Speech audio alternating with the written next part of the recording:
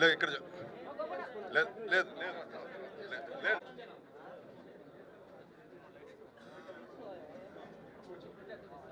ఇందాకే వారు ప్రారంభించడం జరిగింది. ఈ కార్యక్రమానికి ముఖ్య అతిథిగా విచ్చేసినటువంటి పాత్రికేయ మిత్రులందరికీ కూడా నమస్కారాలు. తిరుమలకు చాలాసార్లు వచ్చిన, కానీ ఇప్పుడు మీ అందరితో మాట్లాడే అవకాశం రాలేదు. వచ్చే నెల మళ్ళీ వస్తున్నా, అప్పుడు స్వామివారి దర్శనం కోసం వస్తున్నా. తప్పకుండా మీకు ఇవ్వాల్సిన మసాలా అప్పుడు ఇచ్చిపోతున్నాను. వాళ్ళకి కేవలం జాతీయ పార్టీ సూచనల మేరకు కేవలం అభివృద్ధి కార్యక్రమాల విషయాన్ని మీ ద్వారా సమాజానికి తెలిపాలనే ఉద్దేశంతో మాత్రమే ఈరోజు రావడం జరిగింది. ఎన్డీఏ ప్రభుత్వం వచ్చి 11 నెలలు పూర్తిగా వస్తున్నది. ఈ 11 నెలల కాలంలో మోడీ గారి ప్రభుత్వ పాలనకు ముందు,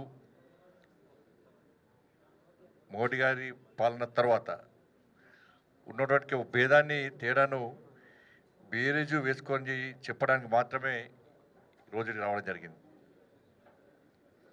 ఎందుకంటే గతంలో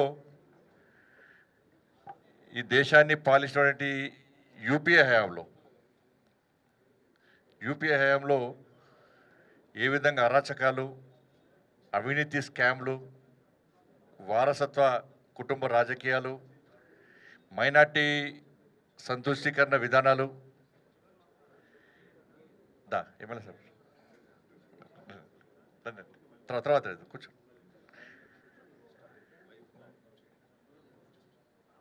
మైనార్టీ సంతుష్టీకరణ విధానాలు అవన్నీ గుర్తొస్తూ ఉంటాయి.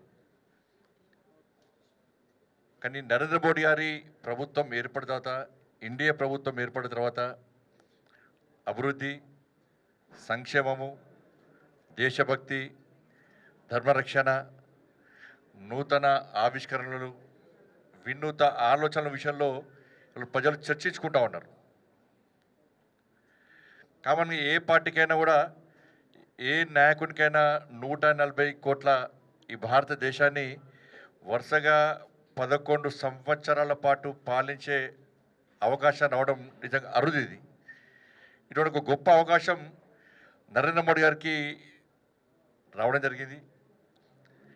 ఈ 11 నెలల పాలనలో ఏం సాధించారు, ఎలాంటి అభివృద్ధి జరిగింది, ప్రజలకు ఏ విధమైన ప్రయోజనాలు జరిగినాయని చెప్పి ఈ అంశాల విషయంలో దేశవ్యాప్తంగా కూడా ఇలా చర్చ జరుగుతూ ఉన్నది.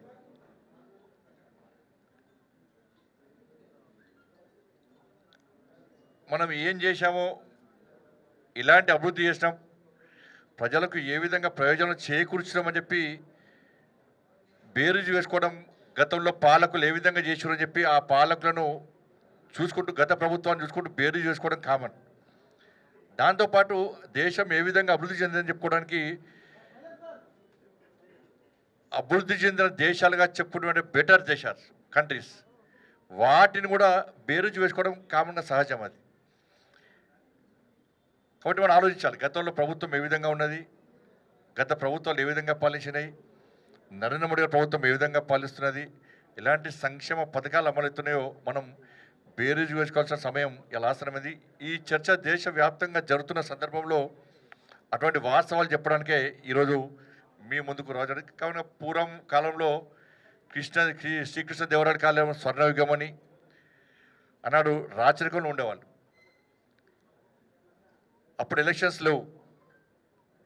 ఇప్పుడు అత్యంత గొప్ప ప్రజాస్వామ్య దేశమైనటువంటి భారతదేశంలో, ప్రపంచంలో గొప్ప ప్రజాస్వామ్య దేశం భారతదేశంలో మనం జీవిస్తున్నాం. మనం 5 సంవత్సరాలకు ఒకసారి ఓట్ల ద్వారా ప్రజలు తీర్పిస్తూ ఉన్నారు.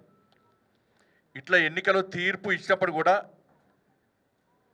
3 పర్యాలు 3 సార్లు నరేంద్ర మోడీ గారి ప్రభుత్వం, ఎన్డీఏ ప్రభుత్వం, భారతీయ జనతా పార్టీ ప్రభుత్వానికి ఇలా ప్రజలు పట్టం కట్టారంటే ఎంత నమ్మకం విశ్వాసం మోడీ గారి మీద ఉంటుంది, అటువంటి ఫలితాలు వస్తాయో మనం ఆలోచించాల్సిన అవసరం ఉంది. కాబట్టి ఈ 11 సంవత్సరాలు మనం స్వర్ణయుగంగా చెప్పవచ్చు. దీనికి కొలమానం ఏంటంటే గతంలో జరిగిన అభివృద్ధి, సంక్షేమం. మీరు చూడండి, ఆర్థిక ప్రగతిలో 11వ స్థానంలో ఉన్నటువంటి భారతదేశం ఇవాళ 4వ స్థానానికి వచ్చి అమెరికా, చైనా, జర్మనీ లాంటి దేశాల సరసన చేరిందంటే ఒక లక్ష్యాన్ని ఎంచుకొని నరేంద్ర మోడీ ప్రభుత్వం ముందుకు పోతున్నది. ఆ లక్ష్యాన్ని చేరుకోవాలని చెప్పి ఒక దృఢ సంకల్పంతో మోడీ గారి ప్రభుత్వం ముందుకు పోతున్నది. వచ్చే 2 సంవత్సరాల్లో తప్పకుండా 3వ స్థానం తీసుకొస్తాం. మా లక్ష్యం 2047 వరకు ఈ తల్లి భారత మాతను విశ్వగురు స్థానంలో ప్రతిష్ఠించాలి. అగ్రరాజ్యాల కంటే ముందు రాజ్యాంగం ఇవాళ భారతదేశాన్ని ముందు తీసుకోవాలని చెప్పి ఒక దృఢమైన ఆలోచనతోనే వాళ్ళ మోడీ గారి ప్రభుత్వం ముందుకు పోతా ఉన్నది. కాబట్టి ఈ విషయంలో సంక్షేమ విషయంలో మనం చెప్పుకోవాలనుకుంటే దేశవ్యాప్తంగా సరే ఆంధ్రప్రదేశ్కి ఏం చేసినాం నేను చివరికి చెప్పే ప్రయత్నం చేస్తా. పేదల సంక్షేమంలో ఇవాళ భారతదేశం ప్రపంచంలో నెంబర్ 1 టాప్గా ఉంది. ఇవాళ 81 కోట్ల మందికి పిఎం గరీబ్ కళ్యాణ్ అన్న యోజన కింద ఇవాళ కోవిడ్ సందర్భంలో అప్పటి నుంచి అయితే ఫ్రీ బియ్య రేషన్ ఇస్తున్నామో ఇప్పుడు కూడా ఫ్రీ రేషన్ ఇస్తూనే పోతున్నాం. మనం ప్రధానమంత్రి ఆవాస్ యోజన కింద గతంలో 4 కోట్ల ఇళ్ళ నిర్మించినాం. మరో 3 కోట్ల ఇళ్ళ నిర్మించడానికి ఈరోజు కేంద్ర క్యాబినెట్ ఆమోదం చెప్పడం జరిగింది. 15 కోట్ల గ్రామీణ కుటుంబాలకు నల్ల కనెక్షన్స్, 12 కోట్ల మందికి స్వచ్ఛ భారత్ అభియాన్ పేరు మీద టాయిలెట్స్, ప్రధానమంత్రి సురక్ష బీమా యోజన కింద 51 కోట్ల మందికి బీమా సౌకర్యం, పిఎం జీవన్ జ్యోతి బీమా కింద 23 కోట్ల 64 లక్షల మందికి లబ్ధి చేకూర్చడం జరిగింది. 2014 నుంచి 14 నాటికి 14 కోట్ల కేవలం 14 క్రోర్స్ 14 కోట్ల బ్యాంక్ ఖాతాలు మాత్రమే ఉన్నటివి. తర్వాత జన్ధన్ ఖాతాలు తెచ్చినప్పుడు చాలామంది ఇతర పార్టీ నేతలు నరేంద్ర మోడీ గారు జన్ధన్ ఖాతాలు తెరవాలంటే హేళన చేయడం జరిగింది. దాని తర్వాత దాని ప్రయోజనం ఏంది, దాని ద్వారా ఈ దేశంలో పేద ప్రజలు ఏ విధంగా లబ్ధి పొందిరో తర్వాత ఫలితాలు వచ్చినాక ఇవాళ ఆశ్చర్యంగా ఉన్నటువంటి విషయాన్ని మనం గుర్తుంచుకోవాలి. జన్ధన్ ఖాతాలతో కలిపి 54 కోట్లు ఇవాళ అకౌంట్స్ ఇలా ఓపెన్ చేయడం జరిగింది. ఇప్పటికీ ఈ రోజు వరకు కూడా పేదల జన్ధన్ ఖాతాలో 43,80,000 కోట్ల రూపాయలు ఇవాళ సంక్షేమ పథకాల నగదు జమ అయి ఉన్నది. సొంతగా పేదలు దాచుకున్నటువంటి నగదు ఎంత అంటే 2,46,000 కోట్ల రూపాయలను వాళ్ళ సొంత నగదు వాళ్ళ బ్యాంక్ అకౌంట్లో జమ చేసుకున్నారంటే జన్ధన్ ఖాతాల వల్ల ప్రజలకు ఏ విధంగా లబ్ధి చేకూరుతున్నది, ఏ విధంగా దీన్ని ఉపయోగించుకుంటున్నారో మనం తెలుసుకోవాల్సిన అవసరం ఉంది. ఆయుష్మాన్ భారత్ గతంలో అనేక రాష్ట్ర ప్రభుత్వాలు వాళ్ళ సొంత స్కీమ్స్ పెట్టారు. కానీ నరేంద్ర మోడీ గారి ప్రభుత్వం ఏర్పడిన తర్వాత పేదలకు ఆరోగ్యపరంగా ఇబ్బంది కావద్దని చెప్పి పేద ప్రజలకు న్యాయం జరగాలని చెప్పి దేశంలో ఏ ప్రాంతంలో అయినా ఆయుష్మాన్ భారత్ కార్డు ఉపయోగించుకునే విధంగా 5 లక్షల వరకు ఆయుష్మాన్ భారత్ ఉపయోగించుకునే విధంగా 77 కోట్ల మందికి ఈ హెల్త్ కార్డ్స్ ఇలా కార్పొరేట్ వైద్యాన్ని అందించే విధంగా హెల్త్ కార్డులు అందించడం జరిగింది. 68 లక్షల మంది వీధి వ్యాపారులకు స్వనిధి కింద దాదాపు 10,000 రూపాయలను ఎలాంటి డాక్యుమెంట్స్ లేకుండా ఇవాళ ఫ్రీగా ఇవ్వడం జరిగింది. 52 కోట్ల 50 లక్షల మందికి ముద్రా యోజన ద్వారా అందరినీ యువతనంతా కూడా పారిశ్రామికవేత్తలుగా తయారు చేయాలనే ఉద్దేశంతో ఇవన్నీ ఇవ్వడం జరిగింది. స్టాండప్ ఇండియా కింద ఎస్సీ ఎస్టీలకు 14,700 కోట్ల రూపాయలను మంజూరు చేయడం జరిగింది. 15 లక్షల స్టార్టప్లతో ప్రపంచంలోని స్టార్టప్ల స్థాపనలో ఇవాళ ఇండియా నెంబర్ 1గా ఉన్న విషయాన్ని మనం గుర్తుంచుకోవాల్సిన అవసరం ఉంది. దాంతోపాటు ఆదాయం అభివృద్ధిలో కూడా ఇవాళ భారతదేశం దూసుకుపోతున్న విషయాన్ని మనం గుర్తుంచుకోవాలి. ఒకే దేశం ఒకే ట్యాక్స్ పేరుతో జిఎస్టీని అమలు చేయడం జరిగింది. గతంలో పన్నులు కట్టేవాళ్ళు కేవలం 6 కోట్ల మంది ఉంటే నేడు 17 కోట్ల మంది 15 కోట్ల మంది ఇవాళ ట్యాక్సులు కడుతున్న విషయాన్ని మనం గమనించాల్సిన అవసరం ఉంది. గతంలో ట్యాక్స్ ద్వారా కేవలం 7,99,000 కోట్ల ఆదాయం వస్తే గతంలో 15 కోట్ల మంది ట్యాక్స్ కట్టినప్పుడు 7,99,000 కోట్ల ఆదాయం వస్తే నేడు 20 లక్షల కోట్లకు పైగా ఇవాళ జిఎస్టీ ద్వారా ఆదాయం వస్తున్న విషయాన్ని మనం గమనించాల్సిన అవసరం ఉంది. ఇలా యూపీఏ పాలనలో రాష్ట్రాలకు 18 లక్షల కోట్ల రూపాయలు ఇస్తే ఇవాళ 10 ఏళ్లలో 70 లక్షల కోట్లు ఇలా రాష్ట్రాలకు వెచ్చించడం జరిగింది. 70 లక్షల కోట్లు. 18 లక్షలకు 70 లక్షలకు ఉన్న తేడాను ఒకసారి మనం గుర్తుంచుకోవాల్సిన అవసరం ఉంది. గతంలో పన్నుల వాటాలో 32% వాటా ఉంటే నరేంద్ర మోడీ గారు రాష్ట్ర ముఖ్యమంత్రిగా బాధ్యతలు చేపట్టింది కాబట్టి, రాష్ట్రాలు ఎదుర్కొంటున్న ఇబ్బందులు తెలుసు కాబట్టి, రాష్ట్రాలు కూడా ప్రయోజనం చేకూర్చాలనే ఉద్దేశంతో 32% నుంచి నేడు 41%కి ఇలా పెంచడం జరిగింది రాష్ట్రాల వాటా. 2014లో వ్యవసాయ బడ్జెట్ 22,000 కోట్ల రూపాయలు ఉంటే నేడు 1,37,000 కోట్ల రూపాయలకు పెంచినటువంటి ఘనత యూపీఏ ప్రభుత్వాన్ని, ఎన్డీఏ ప్రభుత్వాన్ని, నరేంద్ర మోడీ గారి ప్రభుత్వం అనే విషయాన్ని మనం గుర్తుంచుకోవాలి. ఎంఎస్పీ మనకు తెలుసు. 2014లో యూపీఏ హయాంలో 1,310 రూపాయలు ఉంటే ఇవాళ 2,369 రూపాయలు రైతు ఆదాయాన్ని రెట్టింపు చేస్తా అని చెప్పి 2014 నరేంద్ర మోడీ ప్రభుత్వం అయితే వాగ్దానం చేసిందో దానికి అనుగుణంగా ఎంఎస్పీ పెంచుకుంటూ వచ్చి దాదాపు 90% ఇప్పుడు రైతు ఆదాయాన్ని రెట్టింపు చేసే ప్రయత్నం చేస్తాం.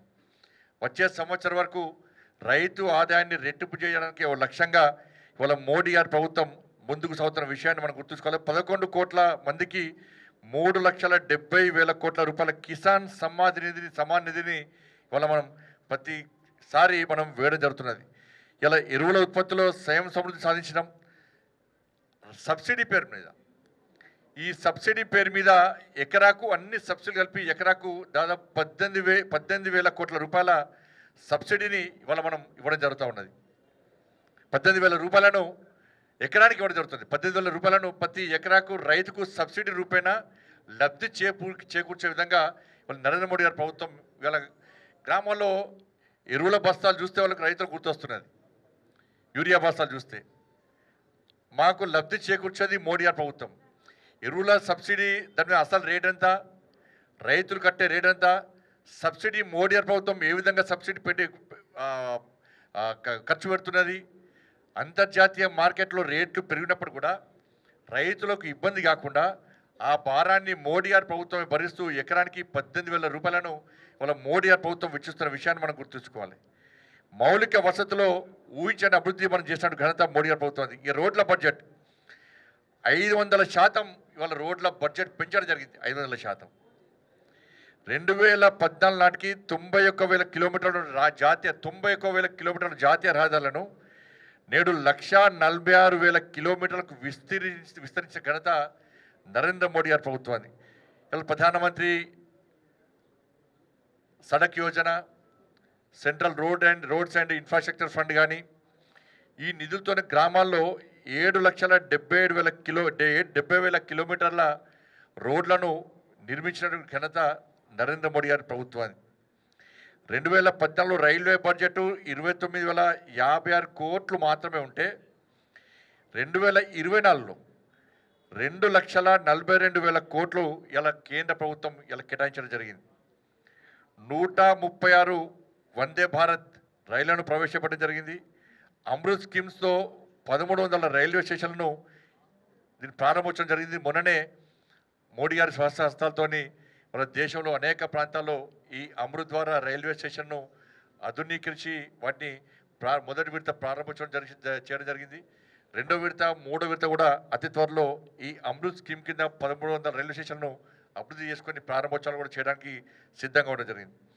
2014 నాటికి 71 ఎయిర్పోర్ట్లు ఉంటే నేడు 159 ఎయిర్పోర్ట్ల నిర్మాణం చేయడం జరిగింది. ఉడాన్ స్కీమ్ కింద 86 ఎయిర్పోర్ట్లను ఇలా అభివృద్ధి చేసినటువంటి ఘనత నరేంద్ర మోడీ ప్రభుత్వాన్ని. 600 రూట్లలో ఈ స్కీమ్ను అమలు చేస్తున్నాం. ఇవాళ సామాన్య ప్రజలు కూడా గతంలో ఫ్లైట్ ఎక్కడమే చాలా కష్టం. ఈ ఫ్లైట్ ఎక్కడమంటే చాలా డబ్బున్న వాళ్ళు ఫ్లైట్ ఎక్కాలని చెప్పి ఒక ఆలోచనతోని సామాన్య ప్రజలు కూడా విమాన ప్రయాణము ఈజీగా ఉండడాలని చెప్పి ఆలోచనతోని ఇవాళ వారికి అనుగుణంగా ఇవాళ ఏర్పాట్లు చేస్తున్న విషయం మనం గుర్తుంచుకోవాల్సిన అవసరం ఉంది. ఈజ్ ఆఫ్ డూయింగ్ బిజినెస్లో 142 స్థానంలో ఉన్నటువంటి మనము ఈరోజు 67వ స్థానానికి చేరుకున్న విషయాన్ని మనం గుర్తుంచుకోవాల్సిన అవసరం ఉంది. దాంతోపాటు 15 లక్షల స్టార్టప్ కంపెనీల స్థాపనతో ఇవాళ ప్రపంచంలో నెంబర్ 1గా ఇవాళ భారతదేశం. డిజిటల్ ట్రాన్సాక్షన్స్ ఇంతకుముందు చెప్పింది నేను. డిజిటల్ ట్రాన్సాక్షన్స్ ఇవాళ మామూలుగా చిన్న వ్యాపారస్తులు కూడా చిన్న వ్యాపారస్తులు యూపీఐ పేమెంట్స్ చేసే స్థాయికి తీసుకొచ్చిన ఘనత మోడీ గారు. ఇంతకుముందు చెప్పిన గతంలో హేళన చేశారు. ఇవన్నీ కేవలం మభ్యపెట్టడానికి, ప్రజలు మభ్యపెట్టడానికి, ప్రజల దృష్టి మళ్లించడానికే ఇవన్నీ చేస్తారని చెప్పిన తర్వాత ఇవాళ 100 కోట్ల మంది చేతుల్లో ఇవాళ మొబైల్స్ ఉన్నాయి. మొబైల్స్ 70 కోట్ల ఇండ్లలో ఇవాళ ఇంటర్నెట్ వాడుతున్న విషయాన్ని మొన్న జరిపిన సర్వే ద్వారా ఇవాళ బయటపడ్డ విషయాన్ని మనం గుర్తుంచుకోవాలి. ఇవాళ చంద్రయాన్తో చంద్రుని దక్షిణ ధ్రువంపై కాలు ఊపినటువంటి ఘనత మనది. ఒకటేసారి 104 శాటిలైట్లను ఉపయోగించి రికార్డు సృష్టించిన ఘనత భారతదేశాన్ని. ఆ రోజు కరెంటు విషయంలో కూడా గతంలో మనకు తెలుసు. కరెంటు ఏ విధంగా ఉండే, కరెంటు వస్తుందా పోతుందా, ఏ టైంలో కరెంటు వస్తుంది, ఏ టైంలో పోతుందో ఇవాళ వ్యాపారస్తులు కానీ, పారిశ్రామికవేత్తలు కానీ, సామాన్య ప్రజలు కానీ ఇబ్బంది పడుతున్న తరుణంలో నేడు కావాల్సినంత కరెంట్ ఇవాళ సోలార్ ద్వారా కూడా విద్యుత్ను విస్తరింపజేస్తున్న విషయాన్ని మనం గుర్తుంచుకోవాల్సిన అవసరం ఉంది. పండిత్ దీన్ దయాళ్ గ్రామజ్యోతి స్కీమ్ ద్వారా 2,86,00,000 ఇళ్లకు విద్యుత్ కనెక్షన్లు ఇచ్చిన ఘనత నరేంద్ర మోడీ ప్రభుత్వం. కేవలము నగర ప్రాంతాల, గ్రామీణ ప్రాంతాలు కాకుండా ఆదివాసీలు ఉన్నటువంటి ప్రాంతాలు కూడా, ఆ బస్తీల్లో కూడా ఇవాళ కరెంటును విస్తరించడం ఏ స్థాయిలో ఉందో ఒకసారి మనం గుర్తుంచుకోవాల్సిన అవసరం ఉంది. ఇలా గతంలో బేటీ బచావో బేటీ పడావో పేరుతో విద్యా వ్యవస్థలో అనేక మార్పులు తీసుకొచ్చిన ఘనత మోడీ గారి ప్రభుత్వం. గతంలో 1000 మంది అబ్బాయిలకు కేవలం 913 మంది మాత్రమే అమ్మాయిలు ఉండేవారు. పురింటోళ్ళనే ఆడపిల్లని చంపేసే పరిస్థితి. వాళ్ళ అమ్మాయి అంటే ఆది పరాశక్తి, అమ్మాయి ఉంటేనే ఇంటికి అదృష్టం ఉండడానికి ఆలోచనతోని బేటీ బచావో బేటీ పడావో స్కీమ్తో అనేక స్కీములు ప్రవేశపెట్టడం కాకుండా మహిళలకు 33% రిజర్వేషన్ కల్పించాలని చెప్పి ఆలోచించిన ఘనత మోడీ గారిది. అందుకే ఉజ్వల గ్యాస్ పేరుతోని మహిళల పేరు మీద 11 కోట్ల పేద కుటుంబాలకు ఉజ్వల గ్యాస్ ఇచ్చిన ఘనత నరేంద్ర మోడీ గారి. అంటే మహిళ అంటే ఇలాంటి శక్తి ఒక్కసారి మనం చూపటం. అంటే మొన్న కూడా యుద్ధ విమానం నడిపే స్థాయికి మహిళలు తీసుకొచ్చినాం. మొన్న ఆపరేషన్ సింధూర్లో కూడా వీర నారి మొదలైనటువంటి colonel Sofiya Qureshi, wing commander Vyomika Singh యొక్క సత్తాను ఇవాళ చాటిన ఘనత మోడీ గారి ప్రభుత్వాన్ని.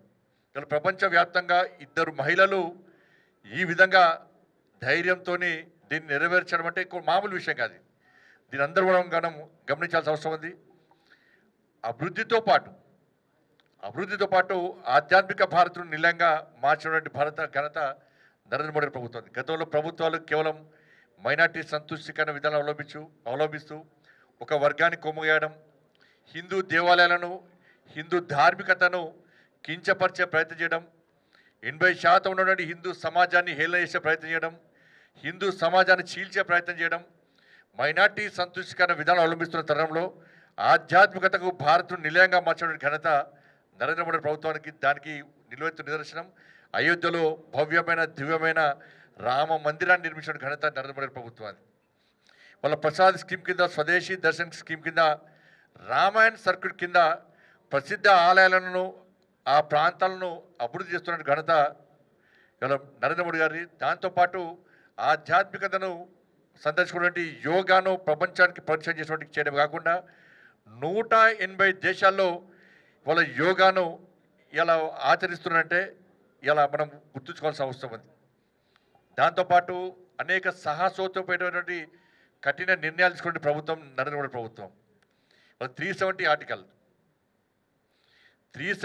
ఆర్టికల్ వల్ల ఇలా కాశ్మీర్లో 42,000 మంది సైనికులు పాకిస్తాన్ ఉగ్రవాద చేతిలో బలయ్యారు. 370 ఆర్టికల్ వల్ల అనేక మంది పండితులు హతమార్చినటువంటి పరిస్థితి మనం చూసినాం. దేశంలో 370 ఆర్టికల్నప్పుడు ఇలా కాశ్మీర్ మనదా కాదన్నటువంటి అనుమానాలు ఈ దేశంలో రేకెత్తించిన ప్రయత్నం మనం చూసినాం. యూపీఏ హయాంలో 370 ఆర్టికల్ నుంచి పట్టించుకునే పరిస్థితి లేదు.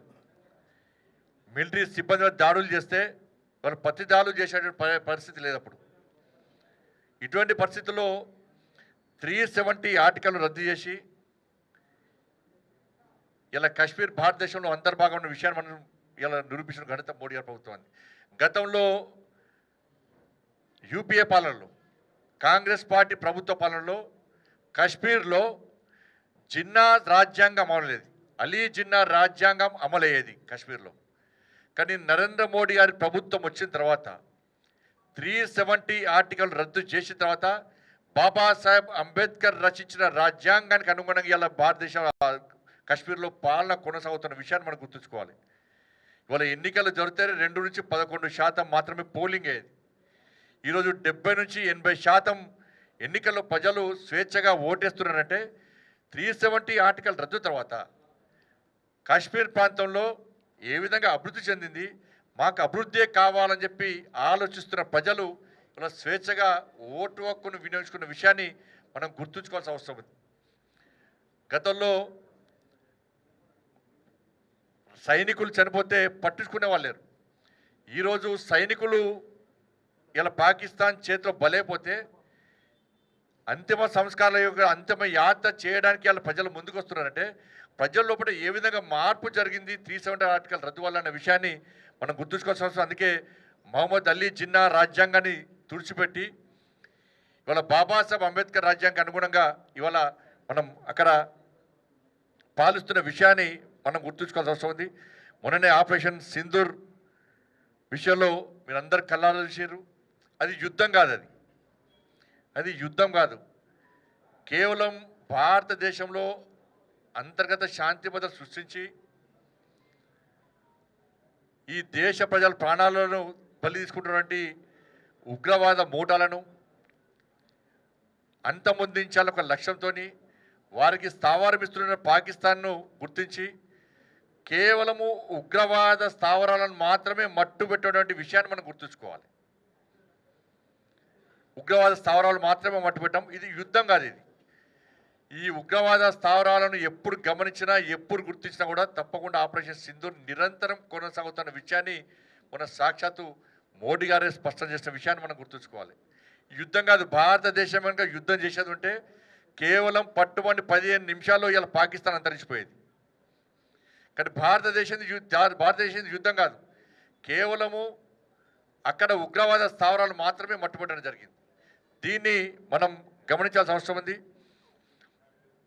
కాబట్టి ఇటువంటి పరిస్థితుల్లో అనేక త్రిపుల్ తలాక్ రద్దు కానీ సిఏఏ కానీ ఇట్లా అనేక విషయాల్లో ఇవాళ నరేంద్ర మోడీ ప్రభుత్వం ఇవాళ సాహసోపేతమైనటువంటి కఠిన నిర్ణయాలు తీసుకున్న విషయాన్ని మనం గుర్తుంచుకోవాలి. దీంతోడు ఇలా దేశవ్యాప్తంగా జరిగితే ముఖ్యంగా ఆంధ్రప్రదేశ్ ప్రజలు నిజంగా అదృష్టవంతులు. ఇవాళ తెలంగాణ సమాజం కూడా ఆలోచిస్తున్నది. డబుల్ ఇంజన్ సర్కార్ వస్తే ఏ విధంగా లాభం జరుగుతుందన్న విషయంలో ఇవాళ తెలంగాణ సమాజం కూడా ఆలోచిస్తున్నది. ఆంధ్రప్రదేశ్ ఇలా డబుల్ ధమాకా, ఇటు రాష్ట్ర ప్రభుత్వము అటు కేంద్ర ప్రభుత్వము 2 ప్రభుత్వాలు కలిస్తే అభివృద్ధి ఏ విధంగా జరుగుతుంది, ఏ విధంగా నిధులు వస్తాయి, ఏ విధంగా సంక్షేమ ఫలాలు ఇవాళ ప్రజలకు అందుతున్న విషయంలో ఇవాళ ప్రజలందరూ ఆలోచిస్తున్నారు. దేశవ్యాప్తంగా కూడా అన్ని రాష్ట్రాల్లో డబుల్ ఇంజన్ సర్కార్ రావాలి. మోడీ రాజ్యం వస్తేనే మనకు న్యాయం జరుగుతుంది. మోడీ రాజ్యం వస్తేనే రామరాజ్యం, మోడీ రాజ్యం వస్తేనే గాంధీ రాజ్యం వస్తుందని చెప్పి ఇవాళ దేశవ్యాప్తంగా చర్చ జరుగుతున్నది. ఆంధ్రప్రదేశ్లో వచ్చింది, తెలంగాణ రాష్ట్రంలో చర్చ జరుగుతున్నది. ఆంధ్రప్రదేశ్ లాగానే తెలంగాణ రాష్ట్రం అభివృద్ధి చెందాలంటే, అవినీతి రహిత పాలన సాగాలంటే ఇవాళ తెలంగాణ రాష్ట్రం కూడా భారతీయ జనతా పార్టీ సర్కార్ రావాలని కోరుతున్నారు. అందుకే ఆంధ్రప్రదేశ్ ప్రజలు నిజంగా అదృష్టవంతులు. ఇవాళ ఎన్డీఏ పాలనకు అధికారం ఇచ్చారు. ఇవాళ 1 సంవత్సరంలోనే దేశంలో అన్ని రాష్ట్రాల కంటే ఎక్కువ నిధులు, ఎక్కువ సంక్షేమ పథకాలు వచ్చింది ఆంధ్రప్రదేశ్ రాష్ట్రానికి. ఇవాళ ఆంధ్రప్రదేశ్ ప్రజలు ఇవాళ మోడీ గారు రుణపడి ఉండాలి.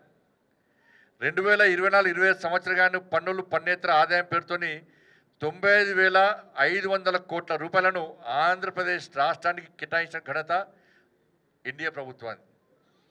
ప్రత్యేకంగా 30,334 కోట్ల ఆర్థిక సహాయం ఈ ఆంధ్రప్రదేశ్ రాష్ట్రానికి అందించడం జరిగింది. యూపీఏ హయాంతో పోలిస్తే ఆర్థిక సహాయాన్ని 263% అధికంగా ఈ రాష్ట్రానికి ఎన్డీఏ ప్రభుత్వం అందించింది.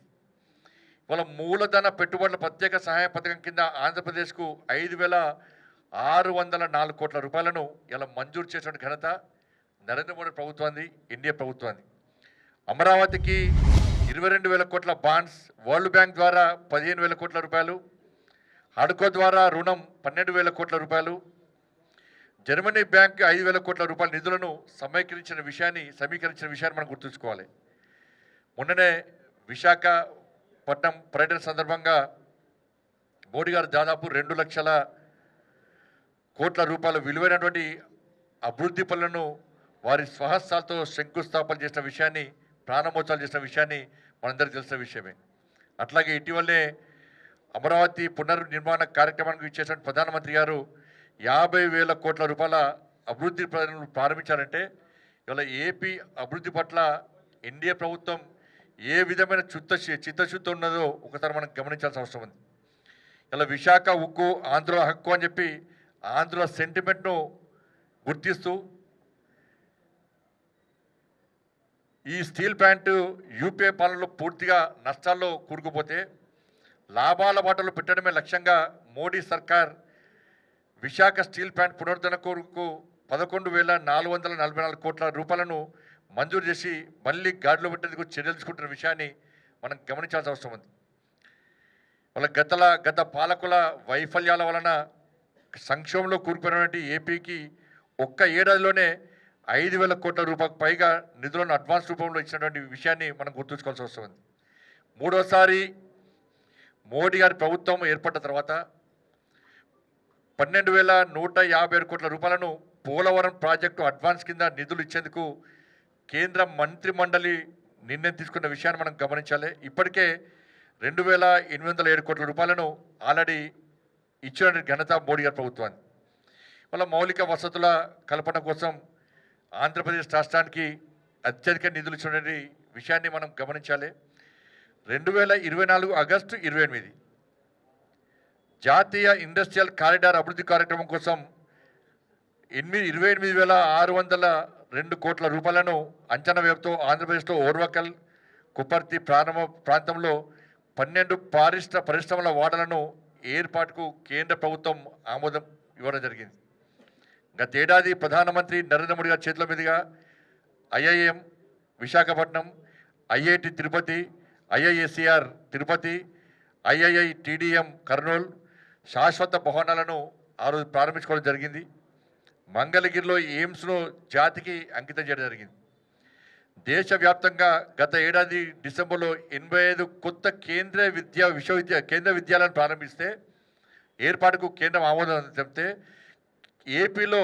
కేవలం ఏపీలో 8 కేంద్ర విద్యాలయాలను ప్రారంభోత్సవం చేయడానికి ఇలా మంజూరు ఇచ్చిన ఘనత మోడీ ప్రభుత్వాన్ని. 85లో ఆంధ్రప్రదేశ్కు 8.